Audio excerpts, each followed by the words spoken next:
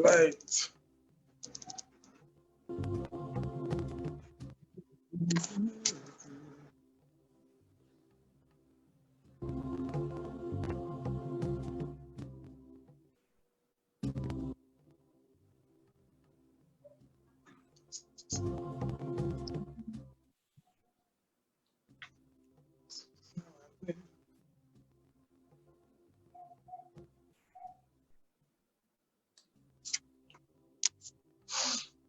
I was trying to.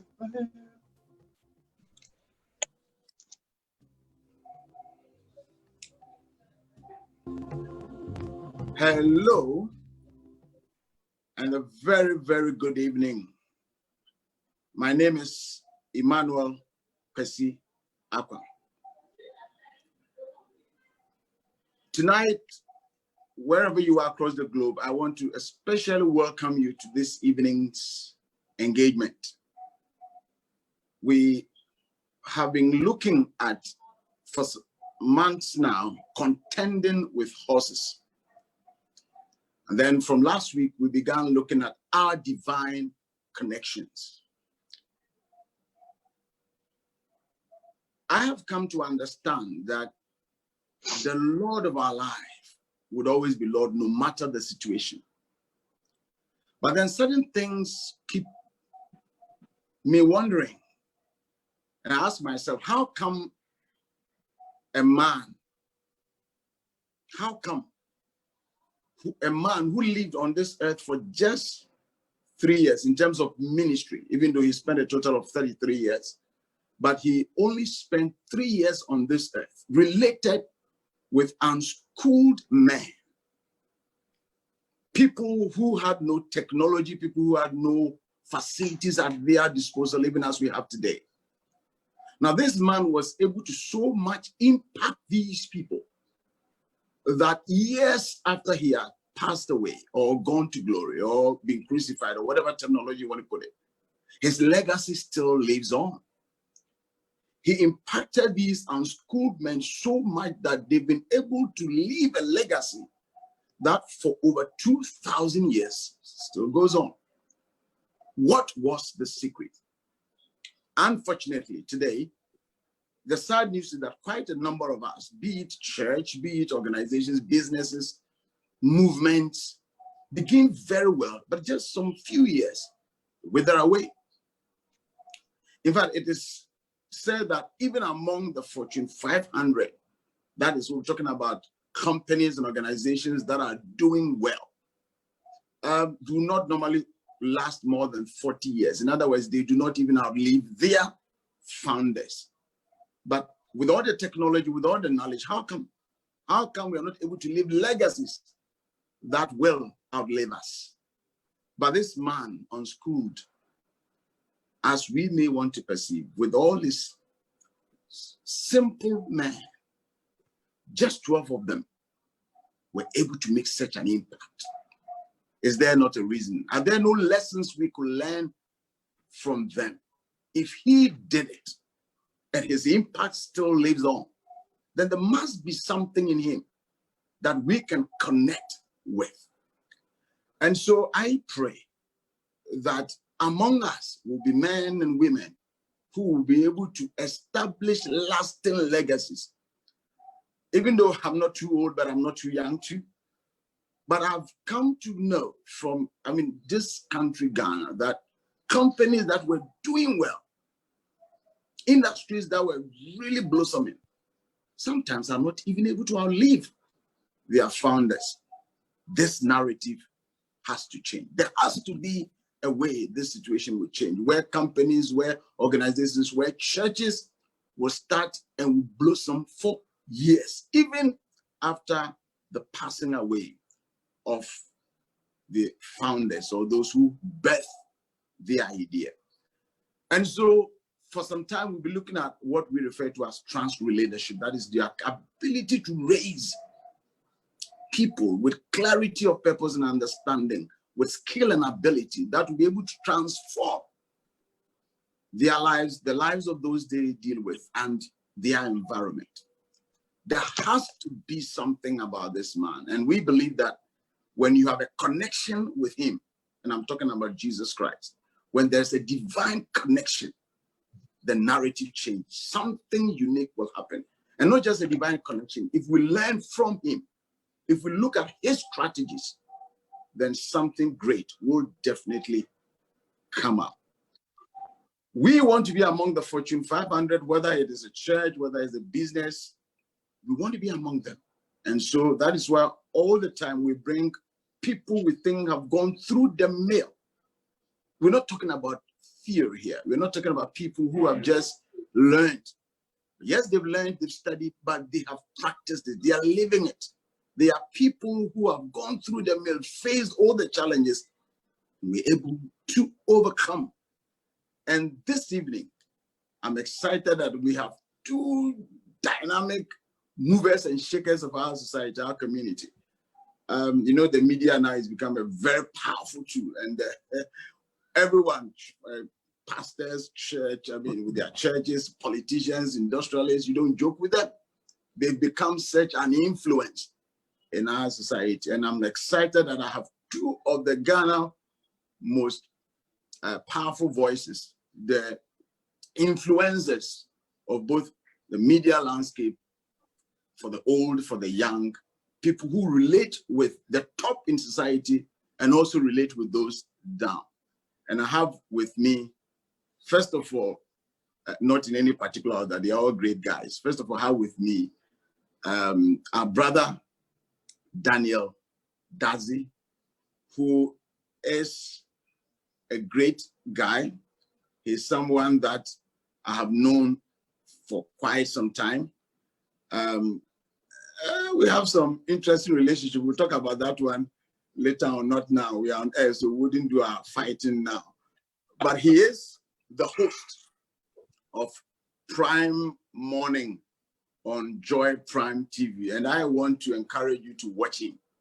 I want to encourage you to watch him on Joy Prime TV. He's the host of Prime Morning on Joy Prime TV. Beloved Dadzie, good to have you and good evening. Good evening, Apostle. Good to be here. Thanks so much for inviting me. Great, great, great, great.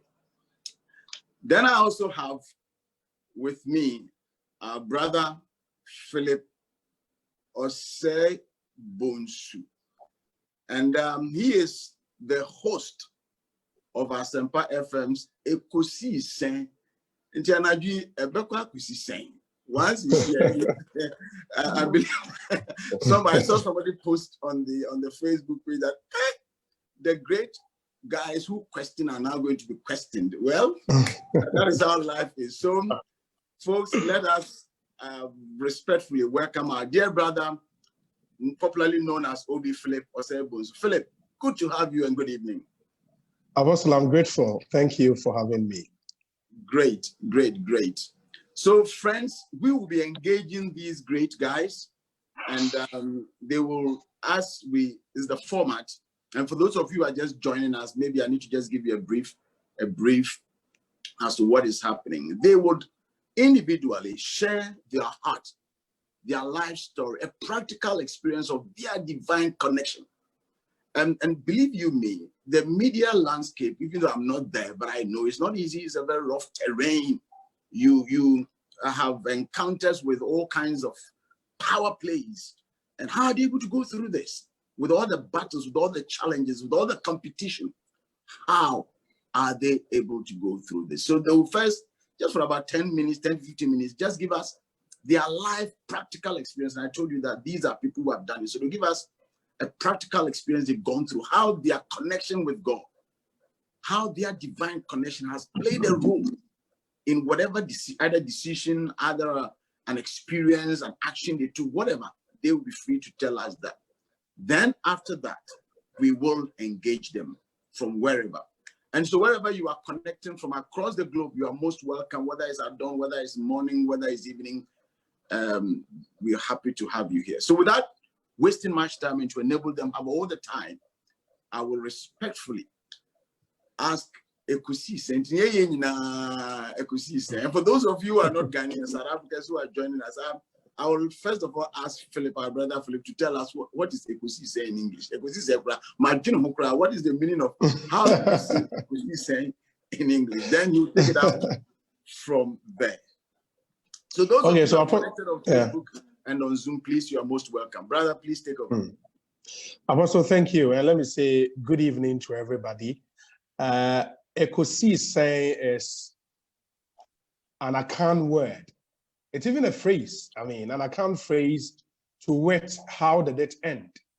So basically, it's the name of Ghana's biggest and the most authoritative political, social, and current affairs talk show. In the minds of those who, came up with this program, it was to make sure that we keep our eyes always on the major issues, because the point was almost every now and then, because the attention span of our listeners is shortening by the day, you find out that every day the media focuses on the next big story, forgetting that other big story that happened yesterday. So we came up with a program to keep our eyes always on that big story that happened yesterday and ask the simple question, how did it end? How did it end? Ekosisi saying in Chi, how did that story end? How is it going to end? How is it going to end? How will your story, how will it end? And that is a powerful relationship. I'm trusting and believing God that his story will make an impact in your life. Brother, please go on. Yes, thank you. So my story basically began, as a broadcast journalist, my story began on the campus of the University of Ghana. So I was in Legon from 2001 to 2006, 2002 to 2006, so 4 years. And then I remember in my final year, I did a combined major of linguistics and theater arts. So under theater arts, I specialized in radio, television, film, and video production. And that's where the interest in radio began. But I remember as a national service personnel, I was posted to a school in Enchi, but before the national service postings came out, I had an attachment stint with a radio station in Dunkwa, Olofin. So after 3 months, the station told me they wanted me to do my national service with them. So I had to go back to the Western region and make sure I do everything possible to change my postings and have my national service with the radio station. And that's how the career in radio began. After the national service, I had a call from the owner of Sky Power FM in Takrady to join Sky. And initially I joined Sky as a sports journalist, and worked my way through the ranks to become the morning show host of the station. At a point, I was programs manager of the station, left at a point to the UK for my master's, came back, joined the station. But the real story where I think God has been really faithful to some of us is that, I never dreamt of having my master's degree in the United Kingdom. But it so happened that Tallow launched the Tallow Group Scholarship Scheme, and that scheme was managed by the British Council. And in the first year of the scheme in 2012, I applied. With no connections and all of that, I applied, and believing God that God would make a way for us. And I remember in that year, the British Council received over 7,000 applications. And as part of the scholarship, they were sponsoring 50 young Ghanaians, to go to the UK, 50. And even from the 50, you had 10 reserved for agencies connected to oil find. So the ministries of energy, the Ministry of Finance, the Attorney General's Department, EPA, all those agencies had 10 slots reserved for them. So the rest of us had to battle for the 40 remaining slots out of 7,000 applications. So it took the grace of God and a dint of hard work to be able to make it as part of the 40 out of the 7,000. Then God being so good, we made it. Went to the UK, Aberdeen precisely, Robert Gordon University for my master's degree in corporate communications and public affairs. And then I came back. And the good thing is, I did not pay a dime. I mean, I just took the bag. I just took my bag with just about 3 or 4 clothes and moved to the UK because everything was paid for by Tallow. I mean, from clothing allowance to everything was paid for by Tallow. And we're in the UK for 1 year, 2 months, I think. Came back. Tallow, interestingly, paid for me to go back for my graduation because fortunately, and by the grace of God, I graduated with a master's degree in distinction. And Tallow told us that everybody who would be graduating with the extension, they would pay for us to go for the graduation. So that happened. And I went back for the graduation, came back, joined Skype FM again, hosted the morning show for close to 1 year. I had this gentleman's agreement with my boss that I would want to go into full-time PR, so corporate PR, and that I would be fishing out for opportunities. And that opportunity came. So I had to join Electricity Company of Ghana in the Western region as the head of public relations for the whole of the Western region. I remember at the time, I was 30 years, I think, at the time. And, you know, it was quite historic because in ECG, if you are familiar with ECG, it is a company full of Yeba Hachefo. So you should you should be of a certain age to get into a managerial role in ECG at the regional level. But God being so good, at age 30, I occupied that managerial position, heading the PR department in the whole of the Western region. And that was really huge. I mean, it just took the grace of God for us to get that far. In ECG, I think after 2 years, I also heard of the Mandela Washington Fellowship. The Mandela Washington Fellowship is a flagship program by President Barack Obama for Africa. So every year, the US State Department sponsored 1,000 young leaders across Africa to the US. It was a 6-week program, academics, networking, everything. So, and there were 3 tracks. So we had the business track, we had the civic leadership track, we had the public management track. So I applied, and again, in that year, there were 4,000 applications. Again, the number 40 also resurfaced, and the US State Department was sponsoring 40 young leaders from Ghana as part of the 1,000 young leaders across Africa. So Ghana had 40 slots, and we applied. And God being so good, again, we were picked. I was placed on the business and entrepreneurship track at the University of San Diego. So you can see my shirt. So University of San Diego alumni, and it was quite good. I mean, moving to California, studying for a certificate in social entrepreneurship and leadership. That was really, really huge for some of us. And again, I did not pay a dime. So you could see everything I am now, every opportunity I've gotten, it's just to the grace of God. I mean, I remember after I came back from the US, that's how come the opportunity came for me to join the multimedia group. And I remember when multimedia contacted me, my dear brother Kaba was still alive, and multimedia contacted me for some other opportunities. But the negotiations dragged a bit because if you are picking me from the Electricity Company of Ghana, it had to take a lot for me to move. So the negotiations dragged a bit, and eventually I had to join the multimedia group. At the time, Kaba unfortunately was no more.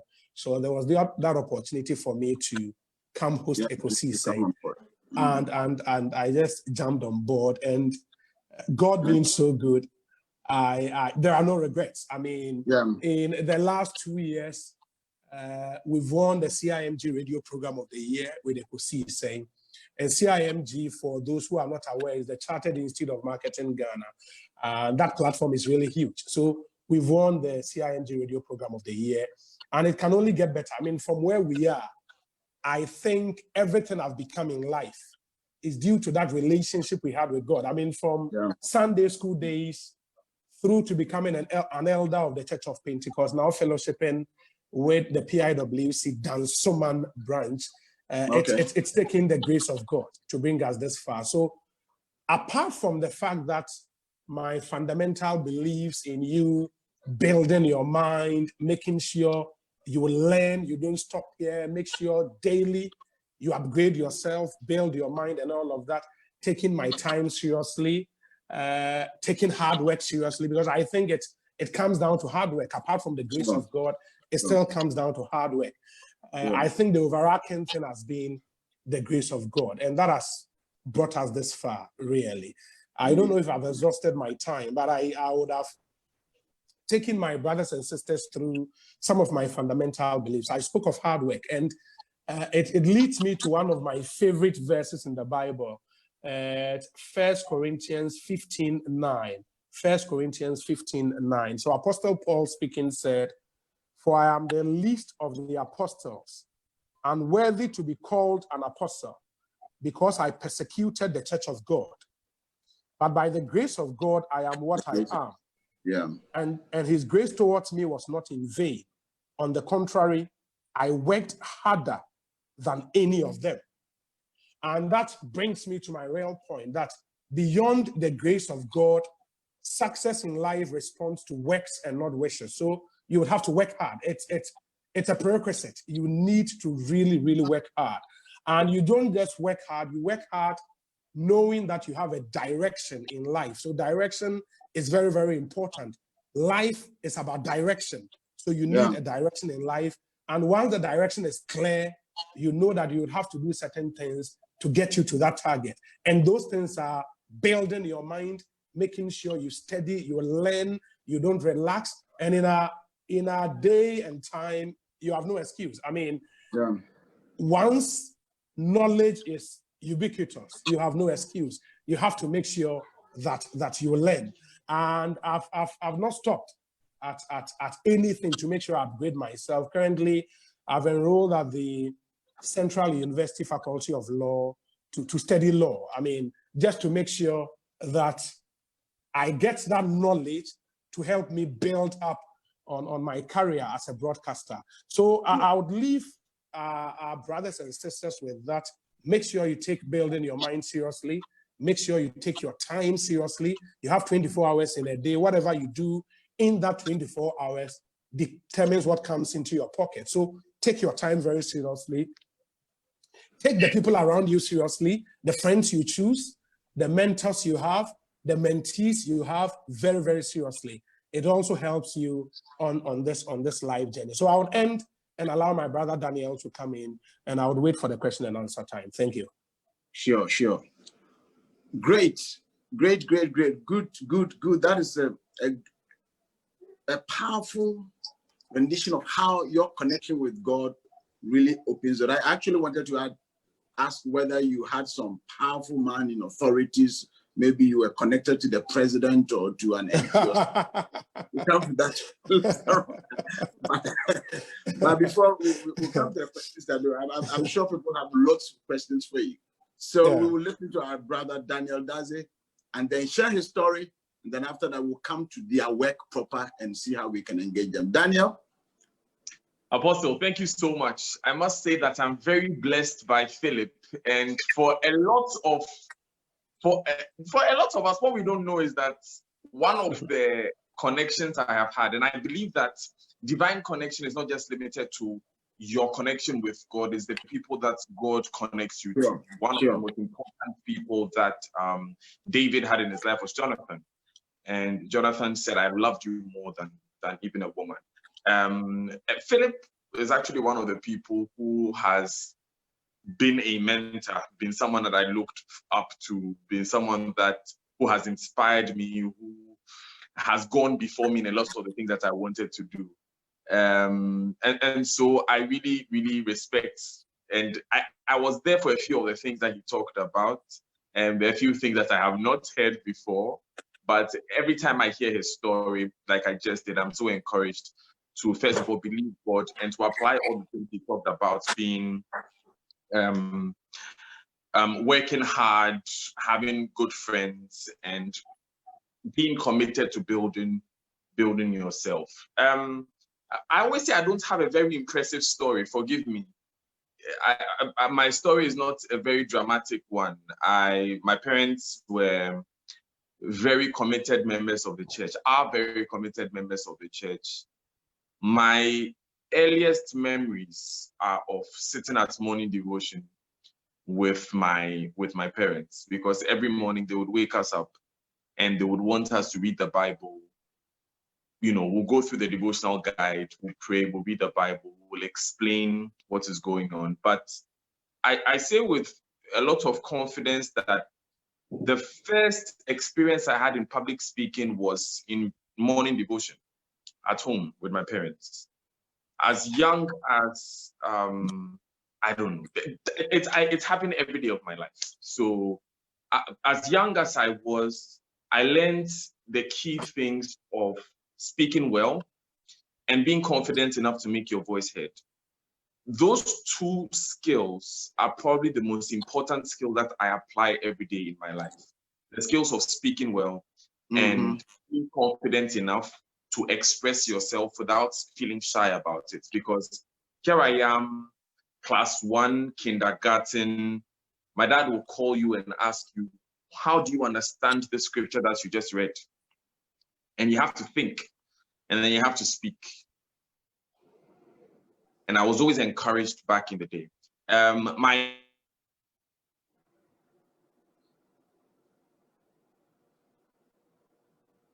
I guess homage to secondary school was at home.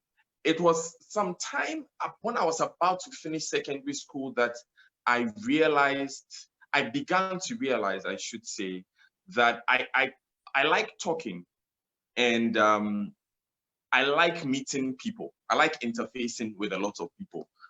So I also had this firm belief in my mind for some reason.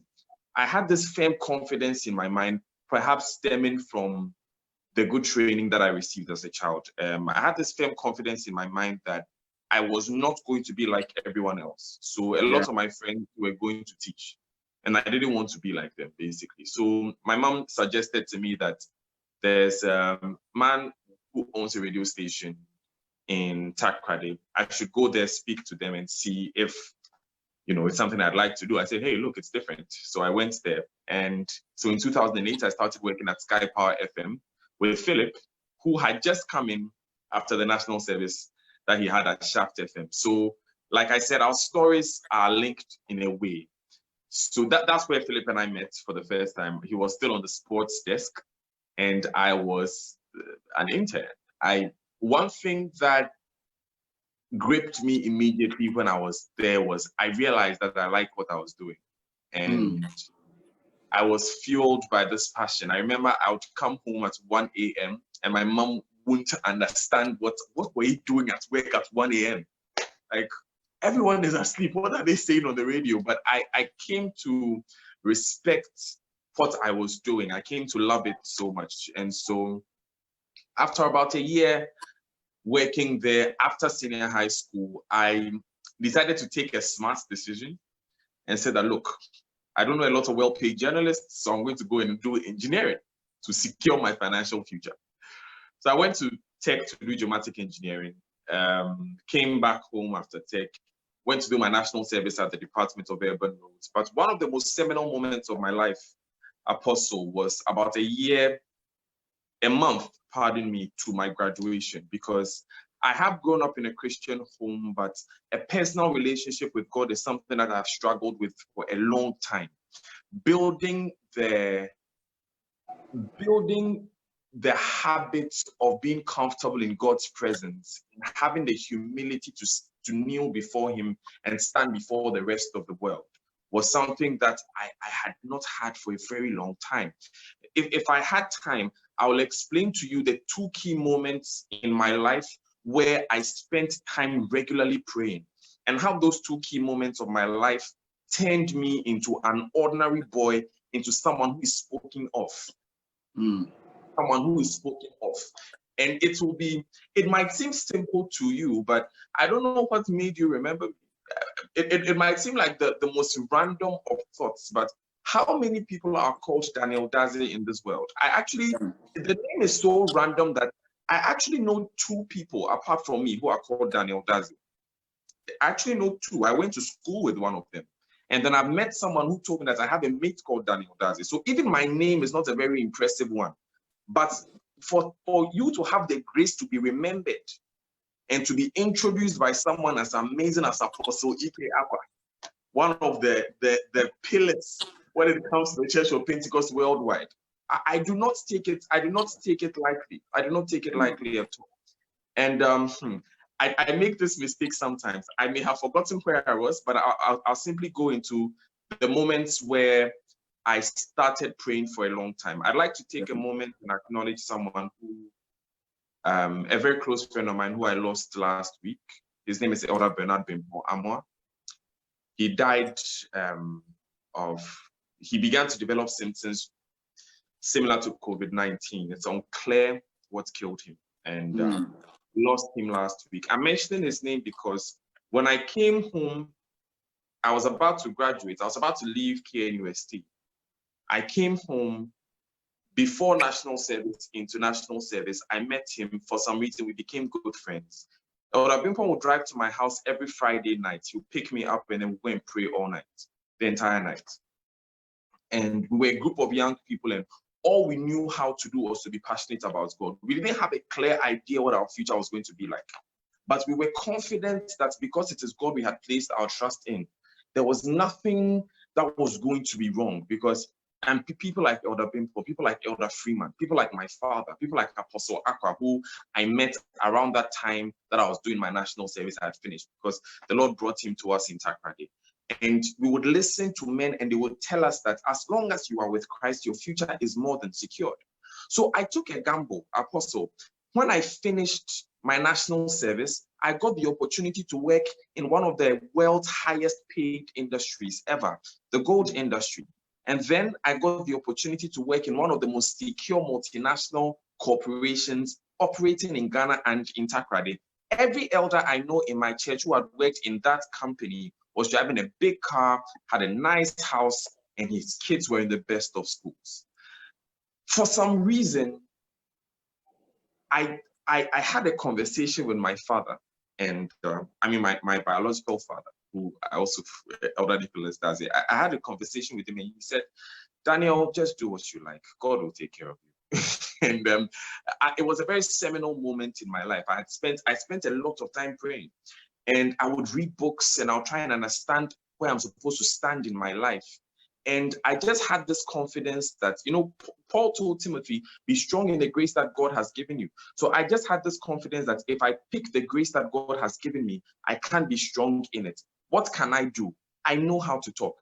I can talk and talk and talk and talk and talk. That's my thing. And for some reason, when I find myself talking and raising my voice, people keep quiet and they listen to me. That's another thing. That's the grace God gave me. So I walked away from these 2 very lucrative looking, very impressive looking careers, and I went to work for 700 cedis a month in Sky Power FM. My connection there was Philip Osei Bonsu. I met him. I was doing my national service. I met him. I was like, Philip, I want to come back to radio. He said, yeah, come to our office. Let's talk. Nobody, I dare say, including him, understood why I wanted to. I would meet people and they would tell me, why? What are you doing with your life? Like, why are you in this office? What are you doing? And at every moment, and I'm not going to sit here and tell you that it was easy. Yeah. I'm not going to pretend like it was some fairy tale. There were times that some of the people that I love the most and some of the people that I respect the most talked as if I didn't have a career. I was still dependent on my parents for a while. It was not an impressive life. But funny enough, I was in Philip's office one day and we were having a conversation. We were talking and I had a phone call.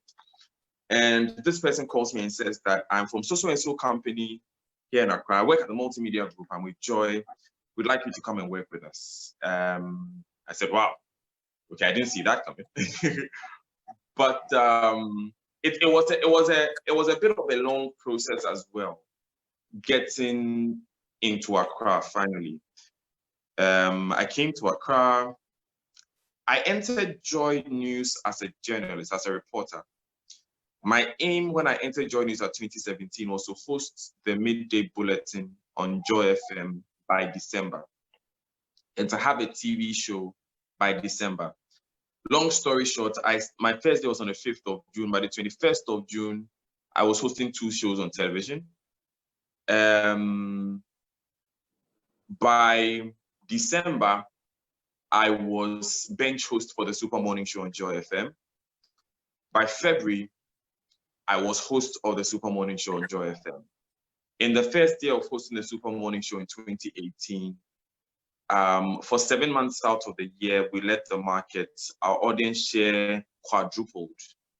We had we won 2 awards that same year. And I'm just sharing these. I don't like talking a lot about myself, but I'm just sharing these to help us understand that, you see, it's very easy to say. I'll read a scripture, Revelations 5:11 and 12. And I beheld and I heard the voice of many angels round about the throne and the beasts and the elders. And the number of them was 10,000 times 10,000 and thousands of thousands.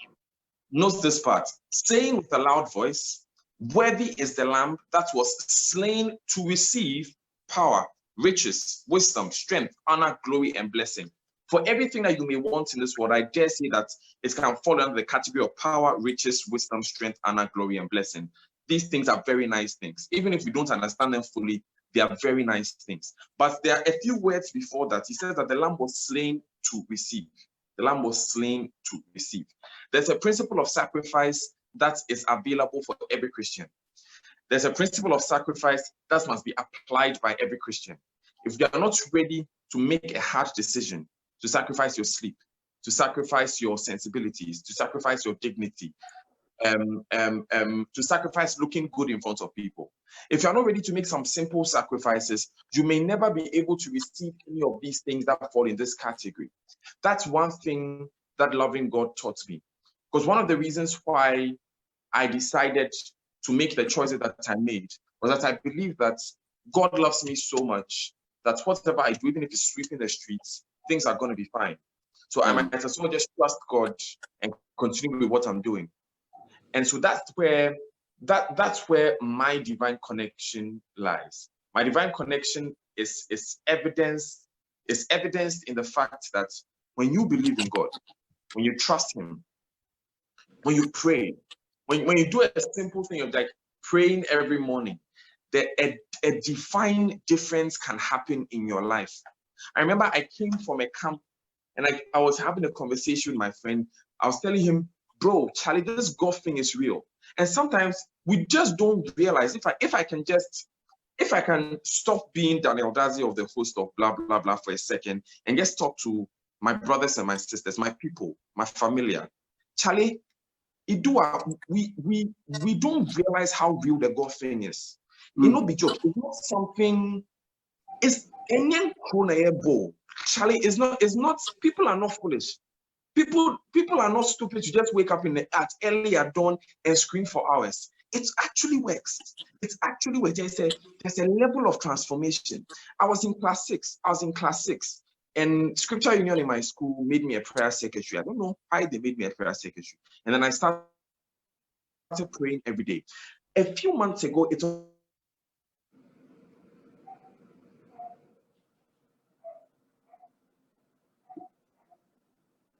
when I wrote the best essay opportunity to travel to the United States for over a month. I was in class 6. The connection between my lifting was actually the prayer, the times of prayer that I spent. At some time last year, I was sitting somewhere, and then my boss came to call me and he told me that would like you to travel to the United Kingdom for a little over a month to go and work at the BBC and go and pick a few pointers and blah, blah, blah. There is absolutely no logical reason why people should spend that much money on some boy from Takrady who may or may not even be finding his feet. But you see, the God thing actually works. It's not a joke. When you look when you read the words of the Bible, they are true. They are true. They are spirit.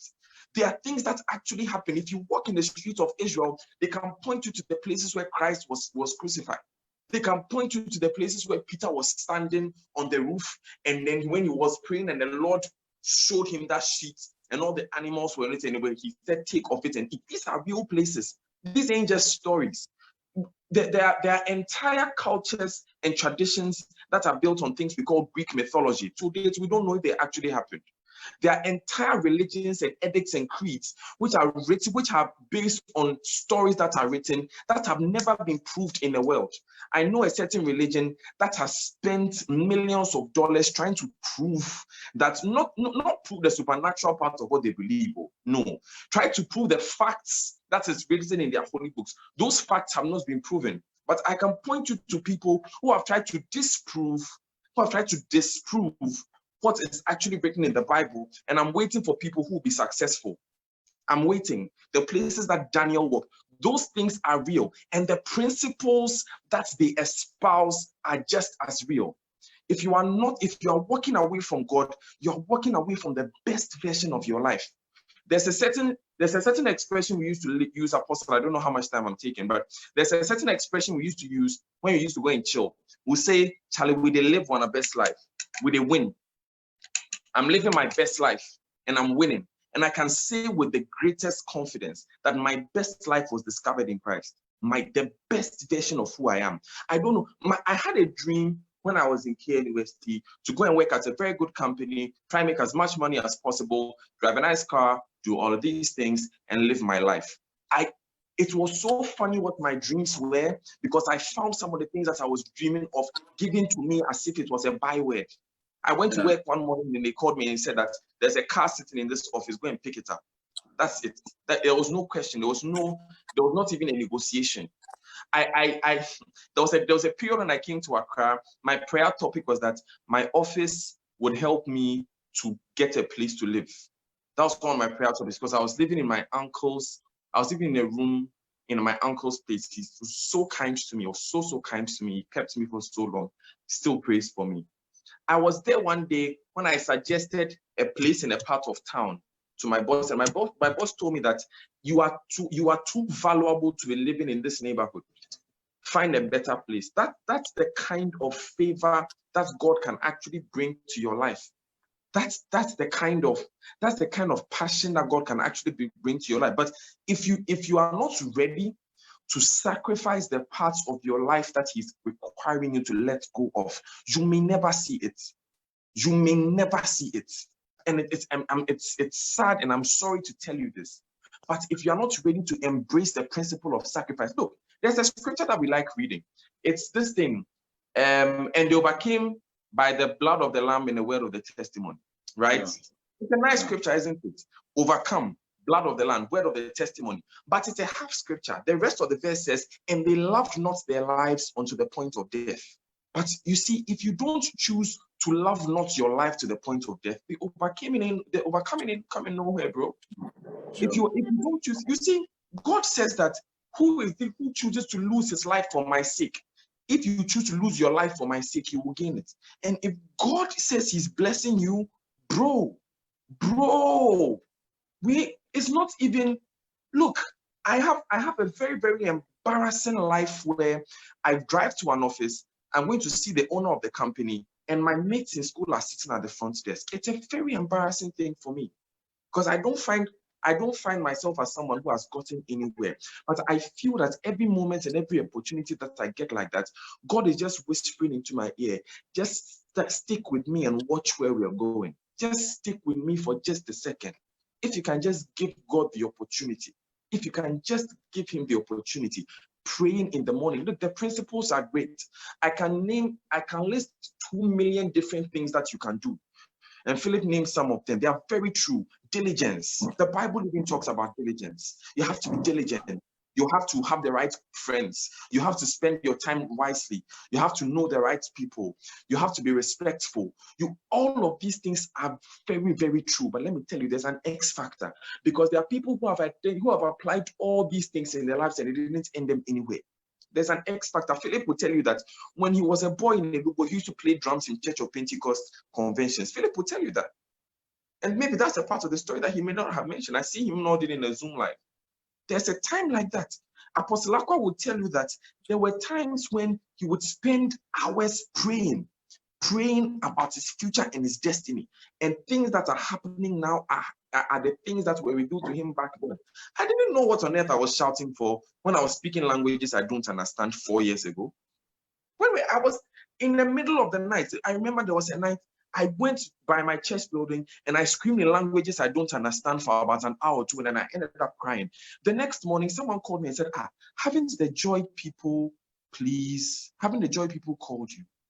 I said, no. I said, these people, wait, I'll call you back. It's fast-tracked my move to Accra. You will say that, oh, the guy just remembered. No, there were angels whispering by him. Yeah. There were angels whispering by him.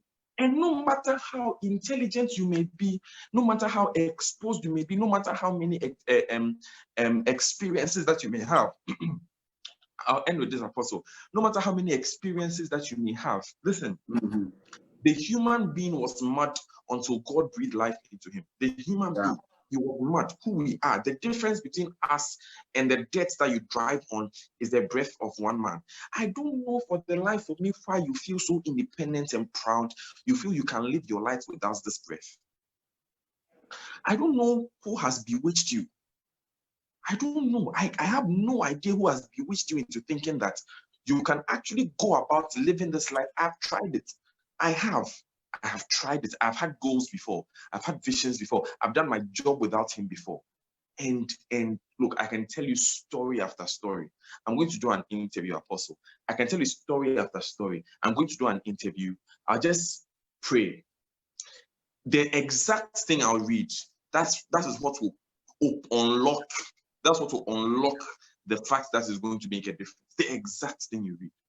It's the God thing is real. If you are young and you're listening to me and you want, listen, if you're young and you're listening to me and you have a nice car as your wallpaper, let's be serious. You can never buy the car with your salary. Let's be serious. Let's be real with each other. You can never buy a house at East Legon or Transaco Valley with the kind of salary you are in. Your difference is God. If you don't understand that today, you may never understand it forever. Your life may be a sorry disappointment. Also, thank you. Wow. Stories, testimonies, what our divine connection is able to do. Now they've shared their story, they've shared how they strongly believe God has connected them and has directed their steps. Once again, the essence of all we're doing is to open up for your heart to be pulled closer to God.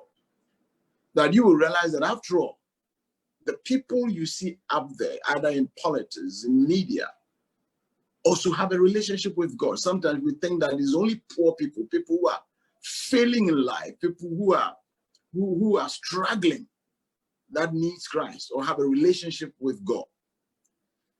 It will be a sad commentary that at the end of the day, those people who are the movers and shakers, people who have great life, will go to heaven. So they will enjoy here on earth, enjoy in heaven. And you, struggling through life, will disrespect God, end up not enjoying God's presence and not going to eternity.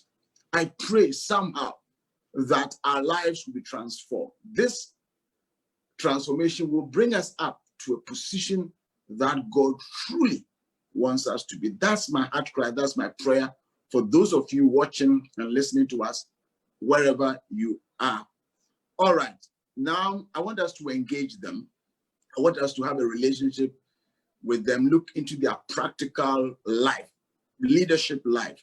How are they able to influence? How are they able to overcome every hurdle that they face in their work?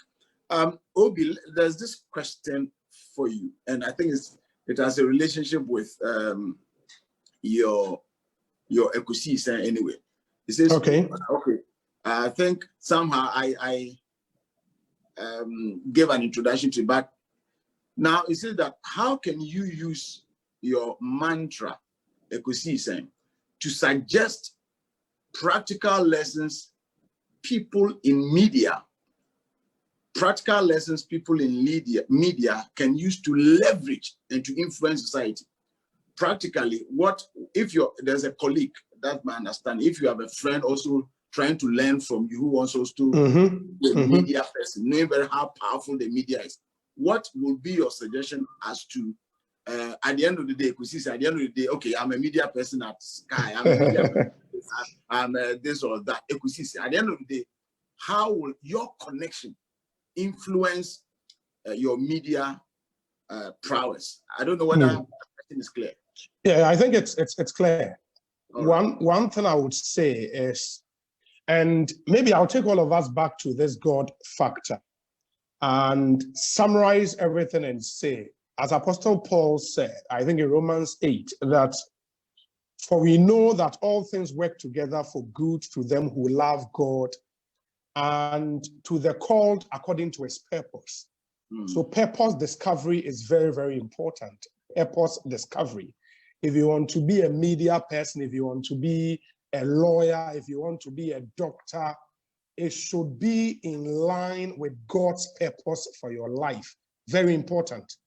How do you find out what that purpose is?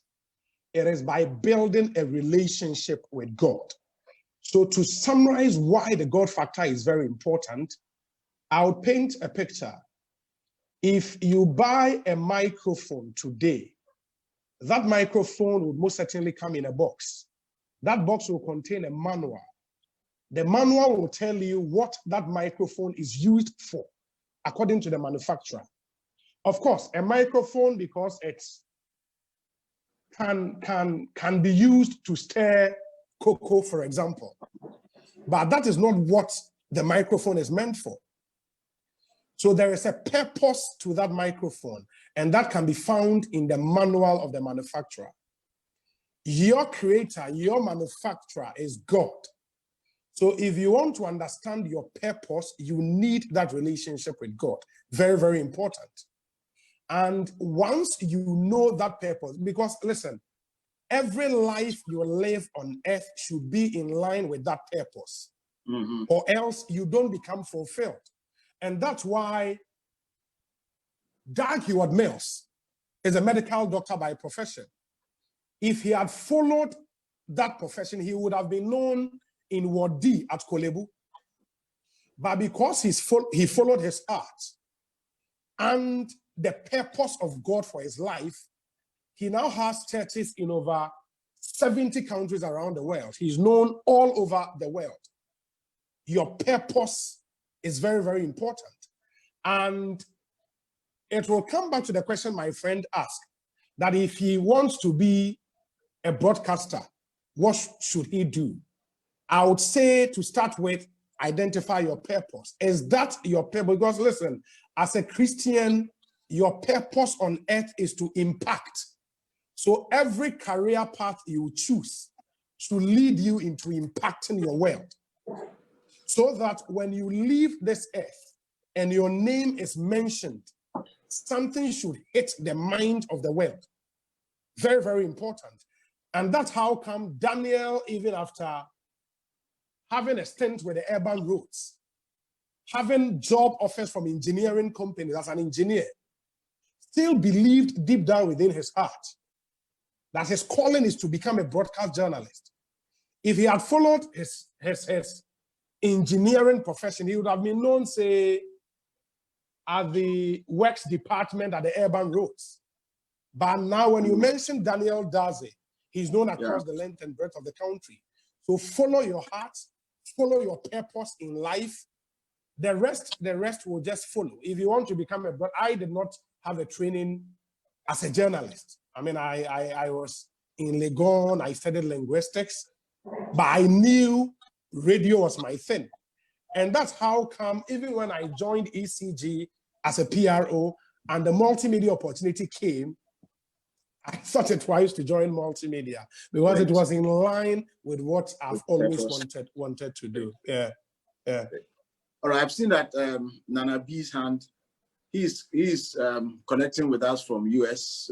Okay. What is your time there? Apostle, my time is 2 o'clock. 2 o'clock. Yeah, Eastern time here. All right. So what is your question? Or what do you want to engage? First of all, I want to thank you again, once again, another week for this opportunity to, for us to come together. It's good to see Obi, and then good to hear Daniel as well. I like what you said from the beginning that Jesus' lives, even though he didn't live for that long, but by the age of 33, he was gone. Yeah. By the age of 33, he was gone. But the kind of legacy that he left behind is critical, for all of us to emulate. I remember when, Kobe Bryant, the basketball player, died, through the plane, crash some months ago. I was looking at this and I was thinking about that, how we define longevity has really changed. Do we want to, Kobe Bryant was like 40 years or so. And the whole world, he has left a legacy, an indelible legacy. Everybody knows him. And he has left his mark here on earth. And so looking back to what you said, I was like, okay, we are coming up, we are young, but it's about time that we start looking at all these things. Now, we are grateful for great men of God like Obi and Daniel to be in the media landscape. The media is known to shape behaviors, opinions, and perception. And I know the media again, they thrive on change, conflict, and conspiracy. Now, I want to know how these great men of God, how their own integrity, their own personal integrity, how they are able to, the goal or the objective is to shape culture and not necessarily be fueled or be driven by their production team or the value of the companies that they work with, but their own, personal objective to change and influence society. I want to know how they are preparing themselves, or what is their contribution in that? Because I know before they get out there to speak in front of these microphones, they have production teams that put out questions for them. Are they involved? Is their personal integrity at stake? Are they thinking about their country? These are some other things that I want them to speak on this, and let's see. So that it's not just about change, it's not about conspiracy, it's not about conflict. That's not the only thing that they will be riding on, but we want to see positive change in our society. Do I get that? You're looking at how they're able to surmount all the pressures, the lobbying, the various interest groups, and still be able to tailor-make their own personal vision and drive in the face of all the production team and the company direction. Is that the understanding? Exactly, Apostle. Okay. Is it directed to a particular person, or you want any of them to take a bite? I'll be grateful to hear the opinions of Daniel and then Obi as well on this. Okay. All right. Let's take it maybe from Danny. I think there's another question here, which is similar to that. We know that the media landscape comes under great, intense pressure at multimedia. I'm sure political parties would want to have their way. Everybody want to have their way. Corporate bodies and gay rights. Everybody wants to push. Then your production team is also trying to direct your course. How will you be able to leave your own legacy, make your own impact in the face of all these challenges that we're talking about? So let's take your individual bites and let's see how it goes. I think that like every profession in the world, every company in the world has a general purpose. And for any professional, when you go, your job first and foremost is to fit in the grand agenda that the company is here to serve. So if you if you work at Coca-Cola and you are the one who prints the C on the can, it means that your job is to ensure that the C fits well with the rest of the can. Without that, it won't work. And so I understand what you mean, what my brother means when he said that, how do we put our print of individuality on it? I don't know if the purpose of the media, like he said, is to drive change, conspiracy, controversy, and what was mentioned. I understand that we see a lot of it in the news. Yes. What I will say is that as an individual, you have your values and you have your principles. However, you know the company you're going to work in before you go. It's very important that from day one, you pick the right corporation which can match your values. And then when you get there from day one, you help them to understand where you stand. Because it will be very unfair for someone to spend his entire life building a corporation, and then for you to come and say, even though I still want your salary, I am not going to do the work I have to do because it conflicts with something I believe in. Respectfully, there are people out there who are willing to do what it takes. So you should have stood by and let him use his money to go and look for someone else. I am blessed to be in an organization, multimedia group, whose motto is Christ at Work. And as much as it may not seem like that, I always find myself doing stories or leading discussions that will bring some sort of impact to someone out there, some sort of specific impact to someone out there. And yes, I've also been blessed to be in a leadership role in the shows that I host. And so it's important that it carries the character of the host as well. I'll allow Philip to come in at this point, but I think that first impressions matter a lot. Make sure that from day one, there's an understanding of what you are going to do and what you're not going to do. And that fits in the philosophy of the company generally. So that you can, if there's a person who is asking you to do something, you can question that person with the company's philosophy and say that this is where we are working and this is what we have been called to do. So again, when we are going to look for work, we really need to find out about the companies we are going to work for. Yeah. So we can have a clear picture of what is required of us so that we can fit in and fit in. Well, I don't know if that answers the question well, but I'll leave Philip to go. All right. Obi. Yeah, I think I would add something brief. And that would be that, because we work for private companies, and we all know, I mean, the overriding aim of every private investor is profit, is to make profit. And for us in the media, it's always about the ratings. So what is the audience share you command? Because what advertisers pay for is your audience share. People will not come and advertise on Osei or the Super Morning Show, on Joy Prime Morning, because it is hosted by Obi or hosted by Dadzie. People would come and advertise because of the audience share we command. When you get to multimedia, one thing that would strike you is an inscription in some of the offices that says, the true economics of what we do is not in how much content we generate or we produce, but it is in how much of what we produce is consumed. So at the end of the day, what or how much are people consuming? What is your audience share? Because of that, you would find out that invariably you would end up touching a bit on sensationalism, because again, you should understand your audience and what they want.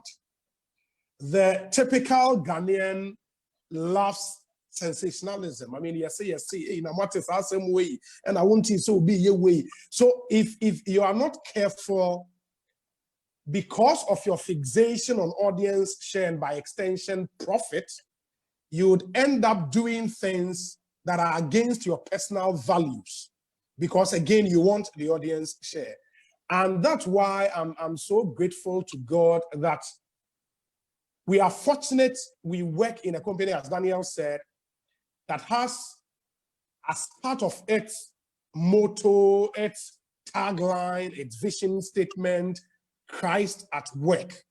So in the multimedia, it's not something just that we just say. Daniel will tell you that we have, I don't know how many companies do that, but we have a day for prayer in the multimedia group. So we all meet at staff and pray. That's real prayer. We also have, as a company, where you don't have the owner breathing down on your neck, that because one thing that defines media around the world is media ownership. So the personal idiosyncrasies, the personal philosophies of the owner wraps off what the media itself does. We don't have that, and that's something we are fortunate for. So we operate in a space where we have the liberty, together with the production team, to determine sometimes what goes on air. And because, again, amongst our production team members, for example, if you take Osei, I am privileged to have 3 or 4 of my team members who are members of the Church of Pentecost. So we tend to think alike. We tend to behave in like manner. And I believe when we pray, as part of our prayer topics, we should pray that God should put us in companies where we would not always be in conflict. Our personal values and principles will not be in conflict with the company's values and principles. I think once we get that, we should be good. And we would be in that position to then leverage that opportunity and impact our world better. Okay, great. Now there's a very interesting question on Facebook. I don't know whether it's, you may want to answer, you may want to, this one. Can you hear me? Yeah, I can hear you. All right. Yeah, I lost you for a moment, but I can hear you now. All right. Okay, that's cool. Okay, let's come to this one. How powerful can the media landscape be used by Christians in reaching out to people with the gospel? And when you come into the church, sometimes some people believe that it's all about the Holy Ghost. You know, we need to pray. There's a kind of an aversion against going public, using a lot of branding and all those things. And these are things you media guys do. And it looks carnal, it looks unchristian. If somebody says that, I mean, let's allow the Holy Ghost to do his own work. You don't have to go on air here, you are promoting yourself, you are just trying to be popular and all those things. How will you respond to that? And how will you advise people to make good use of the media landscape in either their Christian life, in their business, in their own leadership drive? Obi. Okay, so Apostle, I think the media is a generic term. So if we break it down, we have the traditional media and the new media. And I would want to believe the question focuses on both, i.e. the traditional media and new media. Yeah. And I think if COVID-19 has taught us something, it is that we cannot continue doing things the same way we used to. Imagine if we had demonized the media so much so that the media is seen as demonic. What would the church have done now? Now that there is COVID-19, now that we cannot congregate at one place and have church services the way we used to. Now we have the Church of Pentecost organizing Christmas, Easter conventions on social media. You know, so that's the power of the media, and that's why I think we as a church should rather focus on the positive sides of the media as we speak. There are over 400 radio stations in Ghana now, close to 100 television stations in Ghana now. In excess of, I think, 10 million Ghanaians are very active on social media platforms, i.e. WhatsApp, Facebook, Twitter, and the various online platforms. Yeah. So I think we should, and technology really is an enabler. So if we can use tech and leverage on saying to take the gospel out there, because the greatest commission is for us to take the gospel to the whole world. And it doesn't matter the medium, the gospel would have to go. So if through the media, through the platform of Zoom, we can have this powerful conversation amongst church members, amongst Christian people, then I think we don't have to get to the level where we demonize the media. If it's about marketing, I think the church should embrace it and make sure that we take branding serious. And that's one thing that makes the Church of Pentecost stand out. I mean, if you move to any community in Ghana, you would be faced with a signage of the Church of Pentecost, and that signage is uniform across the country. It speaks to a brand. So once you see the color yellow and blue, something hits you. You know, so I think the Church of Pentecost has done well with our branding, and we should just build on that. And that's one thing the charismatic churches have done so well. So we can pick the good lessons from there and also tweak it a bit to suit our Pentecostal needs and use them. I mean, the media cannot be demonized. We should rather look at the best, you know, aspect of the media and leverage on them and take the gospel out there. Danny, I don't know whether you want to add something on that. Very well said. Very well said. I just wanted to add the quick scripture where Bible described the men of Issachar as men who knew the times and so knew what Israel must do. It's very important that we know the times. I'm glad Philip mentioned the COVID-19 pandemic and what it has taught the world. You can imagine the government has decided to allow churches to meet, but a majority of churches, including the Church of Pentecost, have decided not to because the power of technology works well enough. And last night, I was actually watching Pastor Benny Hinn lay his hands on a screen during a Zoom healing service, miracle healing service on Zoom. And so there is no limit to what our God can or cannot do. What our God can do. I mean, let's take advantage of the technology. Great. We have to take advantage of technology. Somebody, what is your view? Let me rephrase the question. What is your view on what is it called? What is Soli? Okay, Soli. Can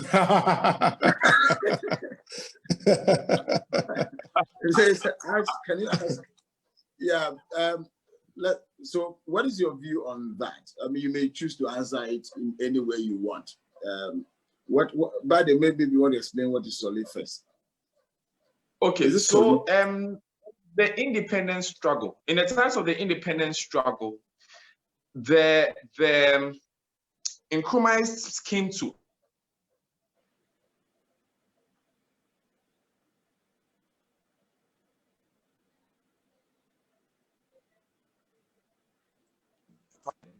so they decided to support the media men who were sympathetic to the cause of the independence struggle because they knew that they would be castigated by the traditional media houses. And so they came to give them amounts of money whenever they came to cover events. They were called solidarity checks. Okay. And then that expression Soli has been there. When journalists go to cover events, sometimes they are given, money as transportation to go home. So if I should go direct to the question now, what have you taken Soli? That's the person's question. Have I taken Soli before in my career? Yes, I have. Yes, I have. Yeah. Okay. All right. Now, I've taken it before in my career. I haven't. I'll say this. I haven't taken it in a very long while because the organization I work in now does not allow it, and also because how do I put this? It's a matter of managing finances, and money is different from if somebody says the person is appreciating you. What is that thin line? It's not only the Soli issue. Even in work, in business, being a political leader, being a government official, even being a pastor, you have a situation where someone will just appreciate your work genuinely by giving you something.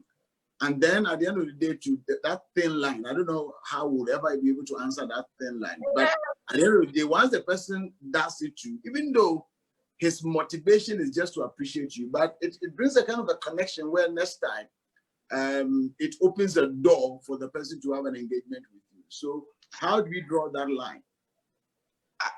I'll say this, Apostle, because I was making a point earlier about my having taken solid before. So I'll quickly wrap up on that one, and then I'll go to drawing the line, because I think that the point is the purpose of the money that is coming, and the circumstances under which you take the money. Right. So here's the thing.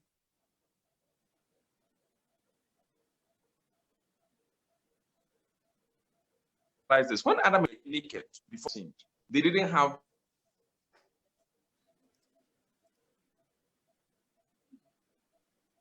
was a very, very sick. I think you may have to repeat that. Your network kept going on. Yes. I had a phone call coming through. Sorry. All right. What I was saying is that when Adam and Eve were in the garden, they were naked and they were not ashamed. For a while, it was something that I took. It was something that was normal. Or where we go, we all take it. Then later, I had someone tell me, was it Philip? I don't remember, but I had someone tell me that when they give those checks, they give the money now, expecting that you write a story that favors them. So here's the question. If something affects your independence or your integrity, do not take it. If the person giving it to you has a purpose to make sure that you favor him in some way, do not do it.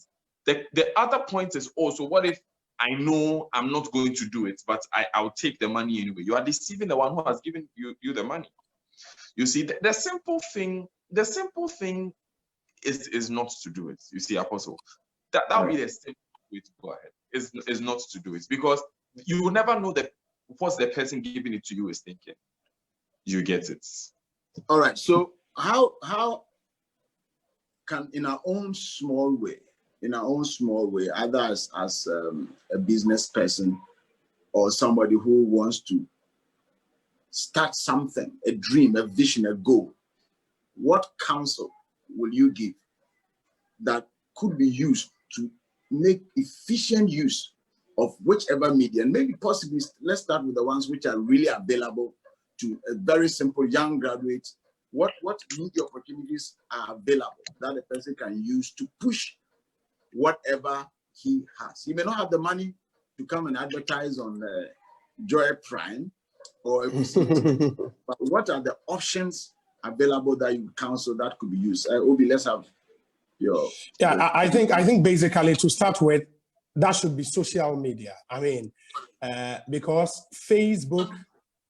when you say social media is maybe can you narrow it down a bit, the specifics, so that the person can take it? Yeah. So if you have a Facebook account, Facebook allows you a maximum of 5,000 friends. That's your normal account. If you exhaust that, you can create a Facebook page and you can have as many as over 1 million likes. So if you have just a Facebook account that allows you 5,000 friends, that means you have a market potentially of 5,000 people. So anything you want to do, if it's about sewing and you sew a dress, take a picture of that dress and post on Facebook, on your Facebook page, that's potentially reaching 5,000 people, and mostly those are free posts. I mean, you can choose to boost your post on Facebook to reach a wider audience. So Facebook, to start with, is a great way to start. We are almost in 10 or less WhatsApp groups. So that WhatsApp group, and for every WhatsApp group, you have a maximum of, I think, 256 or 76 people on each WhatsApp group. If you are in 10 WhatsApp, come again? 256. Yeah, 256. So if you are in 10 WhatsApp groups, each with 256 people, so that's potentially around 2,560 people there.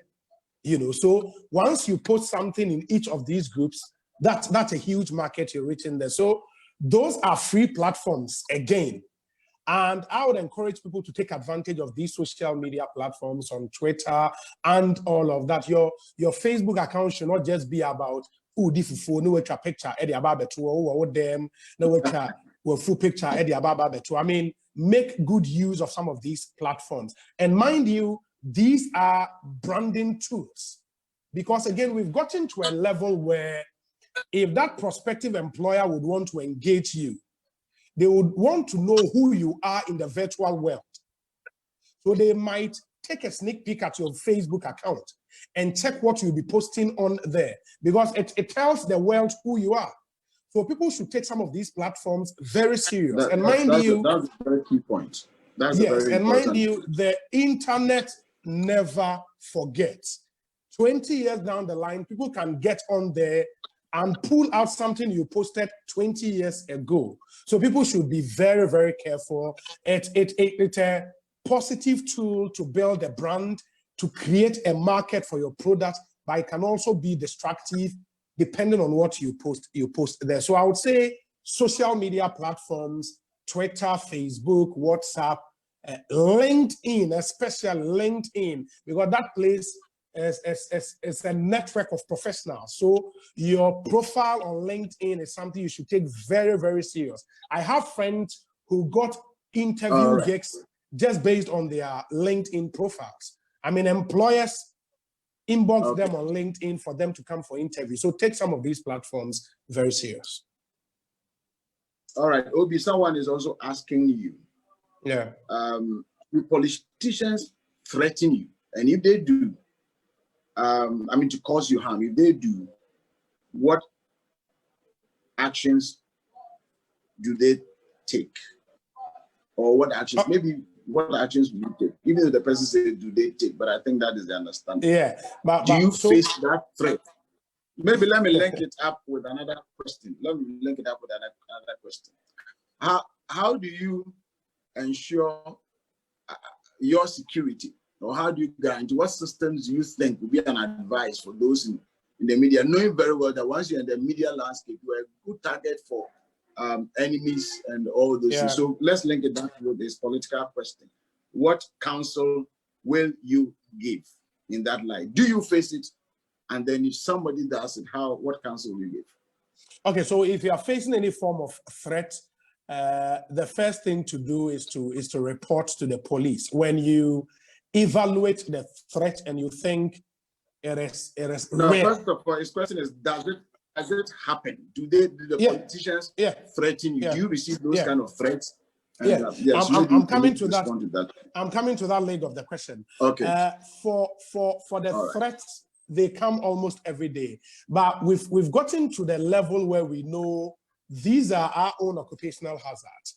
Apostle, I know as a reverend, a minister of the gospel, you have your own hazards, in that chosen profession. So for us as media people, especially for hosts of political talk shows, these are occupational hazards. When you go onto our Facebook live stream, and so sometimes my wife will call me and tell me, when she reads comments on our Facebook live stream, she goes like, hey,